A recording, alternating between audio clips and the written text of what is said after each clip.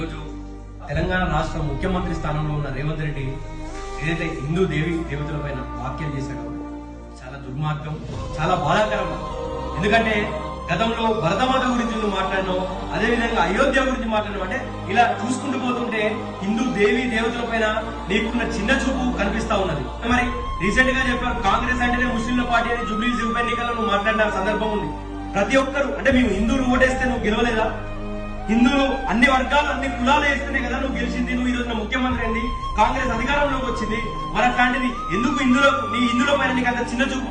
హిందువులు అంటే నీకు మరి ఇంత చిన్న చూపు ఉన్నప్పుడు, అట్లాంటప్పుడు నువ్వు దేశంలో మన భారతదేశంలో సనాతన వైదిక దేశానికైనా నిదర్శనమైన మన సనాతన భారతదేశంలో వదిలిపెట్టి నువ్వు వేరే దేశానికి వెళ్ళాలి. అట్లాంటప్పుడు ఈ దేశంలో ఎందుకున్నావు? భారతదేశం అంటే సనాతన వైదిక దేశము, ఆధ్యాత్మిక దేశము. మన భారతీయ దేవాలయాలు ఆధ్యాత్మిక కేంద్రాలు. ఇటువంటి దేశాన్ని కించపరచడం, ఇట్లాంటి దేశాన్ని దేవతలను కించపరచడం చాలా బాధాకరమైన విషయము.